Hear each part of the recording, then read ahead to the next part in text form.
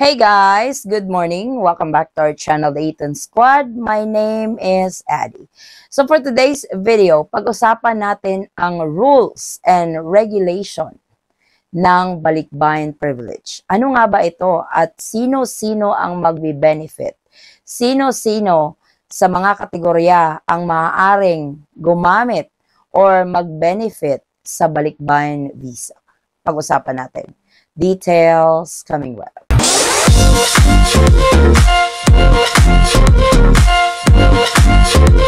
So dun sa mga baguhan sa channel ko, tayo po ay gumagawa ng travel update papuntang Pilipinas or paalis ng Pilipinas. Meron din tayong mga visa update, immigration process, and whatnot. So medyo madami-dami sa community natin ang mga balikbayan or yung mga former Filipino. Ito yung mga natural-born Filipino na pumuntang abroad, nag-naturalized abroad, at hindi nag-apply ng dual citizenship. Which is fine kasi ang dual citizenship naman is not mandatory. Depende po yun sa inyo at option nyo yun. Isa sa mga perks bilang isang former Filipino or balikbayan is itong balikbayan privilege na ginawa ng Philippine government or also known as Republic Act 9174. Pag-usapan natin ang patakaran, ang rules, or mga requirements para ma-avail ang balikbayan privilege. Sino-sino ang pwedeng maka-avail ng balikbayan privilege? Pwede ba itong i-extend sa immediate family ng isang former Filipino? Applicable din ba ito para sa mga dual citizen? So, isa-isahin natin. So, ang balikbayan privilege ay isang balikbayan program ng Philippine government. Nilaunch ito ng Philippine government to attract and encourage overseas Filipinos to come and visit their motherland. At isa sa mga magbe-benefit ng pribilehiyong ito ay mga former Filipino citizens who had been naturalized in one of the listed countries. Ipapakita ko sa inyo ang listed countries maya-maya. And who comes or returns to the Philippines. If the country of citizenship is not listed, the balikbayan must apply for a Philippine visa. So, totoo yan kasi meron namang visa-free country, meron din namang visa required. And unfortunately, if you became a citizen sa visa-required countries na nakalista na dapat may visa ka bago ka makapasok sa Pilipinas, kailangan mong mag-apply ng visa. Siguro hindi ito alam ng ibang kababayan natin, pero may mga nakaranas na kababayan natin na naging citizen sa particular na bansa, pero visa required siya ng Pilipinas. Ang duration of stay para sa balikbayan privilege, visitors who are admitted as balikbayan are given an initial stay of 1 year. Their stay may be extended for an additional 1, 2, or 6 months at the visa extension section of a Bureau of Immigration office. Balikbayans who have stayed in the Philippines after 36 months may be required to submit additional requirements.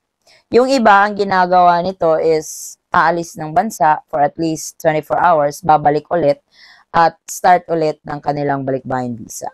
1-year visa-free balikbayan stay. So, as a balikbayan or former Filipino, ikaw ay tatatakan ng 1-year visa during your immigration process pagdating mo ng Pilipinas. So, libre yon, wala yung bayad kabayan. Lalong-lalo na kung ikaw ay magsistay sa Pilipinas ng matagal. Advantage ito sa'yo kasi hindi mo kailangan mag-extend ng visa kasi may 1-year free ka pagpasok. So, the Philippines Balikbayan Program allows 1-year visa-free stay for former Filipinos who have acquired citizenship on visa-free countries. Gaya nga nasabi ko, ipapakita ko sa inyo yung mga visa-free countries natin. Yung sa Executive Order 408. The visa-free stay privilege is extended to the balikbayan's non-Filipino spouse and children on 2 conditions that, number 1, they enter the Philippines with the balikbayan. Ito yung sinasabi ko na balikbayan privilege will only work kung kasama ninyo yung balikbayan. Pero kung yung balikbayan nasa Pilipinas na at susunod lang yung asawa mo matatatakan lang ng tourist or kapag separate yung process ninyo sa immigration, hindi kayo magkasama, tatatakan talaga yung asawa mo ng tourist. So, dapat sabay. Number 2, they are citizens of any of the listed countries. So, ito yung Executive 408 na visa-free. Former Filipino balikbayans traveling to the Philippines are advised to declare before the immigration officer at the port of entry that they are availing of the privilege and to bring either their old Philippine passport or copy of Philippine birth certificate as proof of their former Philippine citizenship. So, ito yung sinasabi ko lagi or ito yung sinasali ko lagi sa mga update natin. Kasi may iba na nakikita naman sa pasaporte mo na country of birth is Philippines. No, that is not enough proof. Kasi may mga ibang immigration officer na they go by the book. So, kung nataon ka doon at hindi ka nag-prepare, sayang yung 1 year mo. The accompanying family members are citizens of the countries listed as visa-free are allowed to enter with the balikbayan to avail of the 1-year visa-free stay, provided they are traveling with the balikbayan and are able to show the following supporting documents as evidence of relationship. Number 1, for spouse, syempre, copy of marriage certificate. For each child, copy of birth certificate indicating the balikbayan as a parent. So, dapat nakalista ka as a parent. For adopted children, copy of adoption papers with the balikbayan as a adoptive parent. So, yun yung mga rules. So, dapat sundin natin yun, kabayan, para hindi tayo magka-problema sa immigration process kung mag-a-avail kayo ng balikbayan visa. So, please, take note lang po dun sa former Filipinos category. Nabasa na natin kung sino-sino kayo at kung sino-sino yung pwede pang maka-avail. Aside from the visa-free entry to the Philippines, Philippine Law, Republic Act 9174 provides the following benefits to balikbayans. Number 1, tax exempt. Maximum purchase in the amount of $1,500 or the equivalent in Philippine and other currency at Philippine government-operated duty-free shops. So, madaming duty-free shops sa Philippines, particularly sa airport.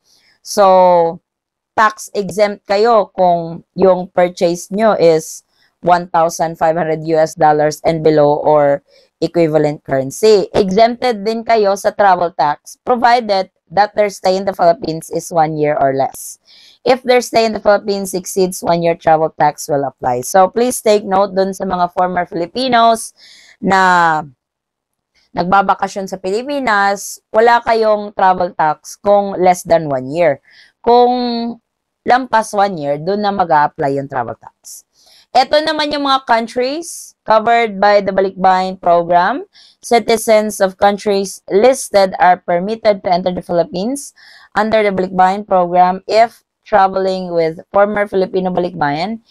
If the country of citizenship is not listed below, a valid entry visa is required. So, to those citizens or balikbayans or former Filipinos listed on these countries that I'm about to show you guys. So, here are the countries covered by the Balikbayan program.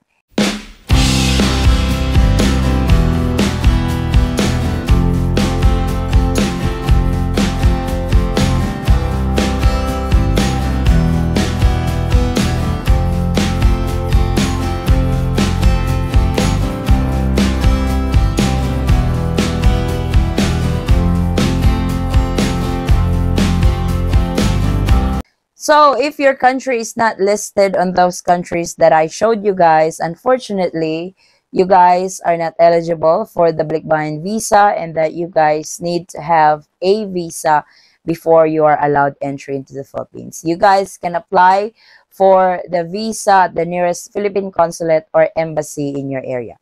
Examples of the visa required countries are India, Pakistan, Bangladesh. We actually uploaded a video on this on countries who are visa required to the Philippines. So those are the benefits, rules, and requirements to avail the Balikbayan program or the Balikbayan privilege for former Filipinos or Balikbayan. So, para yun sa inyo kabayon, lalong-lalo na dun sa mga magre-retiro sa Pilipinas na hindi nagpa-dual citizen, pwede pa rin kayong mag-retire sa Philippines. And as a former Filipino or Balikbayan, pwede pa rin kayong bumili ng property sa Pilipinas. Limited nga lang po, hindi katulad ng privilege na nakukuha ng dual citizen. Sa mga spouse and kids ng dual citizens naman, ma-avail din nila yung Balikbayan program. Same yung benefits and privilege na ma-avail ng mga foreign spouse and foreign kids ng isang dual citizen. So, dapat din kasama nila yung dual citizen. Dapat din magkasabay kayong i-process during immigration sa pagdating ninyo sa Pilipinas para ma-avail ng mga foreign spouse and foreign kids ninyo. For dual citizens, wala po yung Balikbayan visa. Kasi you are a citizen of the Philippines. You guys can stay one to sawa. So, you can stay indefinitely to the Philippines. Yung tatak nyo lang sa pasaporte ninyo is yung date of arrival. Wala yung 1 year kasi as a dual citizen of the Philippines, pwede kayong magstay ng matagal, pwede kayong bumili ng properties. Ito yung mga privilege sa mga former Filipinos, extended to immediate family like your foreign spouse and kids, as well as the foreign spouse and kids of dual citizens. So sana mas naging klaro yung mga pribilehiyo na pwede nyong ma-avail kapag kayo ay umuwi ng Pilipinas bilang isang former Filipino or Balikbayan. So ito po ang ating latest update. Maraming salamat po sa inyong patuloy na pagsubaybay, tiwala at suporta sa aming channel, The Eton Squad. Kung kayo man po ay may mga katanungan, maaari lang po mag-comment sa video ito or pwede nyo ako i-direct message sa aming Facebook page, same handle, The Eton Squad. Muli kabayan, ako ay nagpapasalamat, taos pusong nagpapasalamat sa patuloy na tiwala ninyo sa aming channel. Naway, ang inyong biyaheng patungong Pilipinas ay maging smooth, hassle-free, at stress-free. Mag-ingat lagi kabayan, stay safe, stay healthy, and God bless everyone.